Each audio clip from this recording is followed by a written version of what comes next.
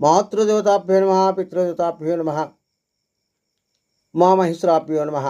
పార్వతీ పరమేశ్వరులందరినీ కూడా ఆయు ఆరోగ్య ఐశ్వర్యాలు ఇచ్చి కాపాడాలని కోరుతున్నాం.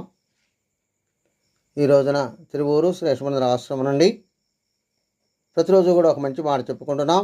ఈ రోజున భగవన్నామం యొక్క విలువ విశేషణ ఇచ్చుకుందాం. అదేంటంటే, నారద మహాముని శ్రీమన్నారాయణ మంత్రాన్ని చదువుకుంటూ ఆయన లోకాలు తిరుగుతున్నాడట. ఆయనకి అర్థం కాలేదు. నేను పుట్టిన కాడి నుంచి చదువుతానే ఉన్నాను, నా పరిస్థితి ఎలా ఉంది ఏంటి అని అనుకున్నాడట. అనుకొని శ్రీమన్నారాయణమూర్తి దగ్గరికి విష్ణులోకానికి వెళ్ళాడట.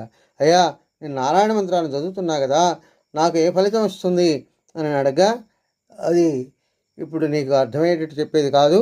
కాబట్టి ఫలానా దక్షిణ దేశానికి వెళ్ళి నీవు అక్కడ ఒక పెళ్ళకుప్ప ఉంటుంది ఆ ఫలానా గ్రామంలో, కాబట్టి అక్కడికి వెళ్ళి ఈ మంత్రాన్ని ఉపదేశించు అన్నాడట. సరేనని అక్కడికి వెళ్ళి ఉపదేశించగా ఆ క్రిమి చనిపోయిందట ఎమ్మటే. అయ్యో, నేను మంత్రం వల్ల ఇలా చనిపోయింది అని మళ్ళా విష్ణులోకానికి వెళ్ళాడు.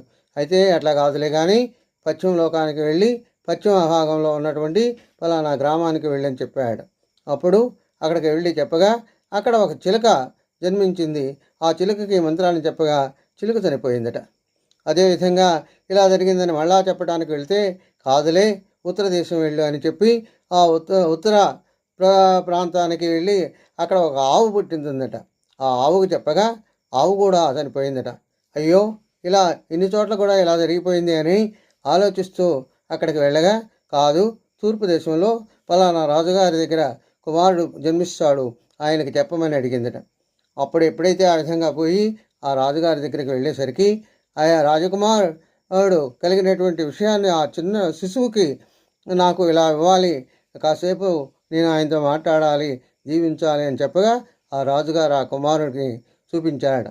అప్పుడు ఏమిటి విషయం అని అడగ్గా, మహానుభావ, నీ యొక్క నామ సంకీర్తన ఎన్నందువల్ల ఒకప్పుడు నేను క్రిమిగా ఉన్నాను, ఆ తర్వాత చిలుకనైనాను, చిలుక కాడి నుంచి ఆవునయ్యాను, ఇప్పుడు రాజకుమారుని అయ్యాను.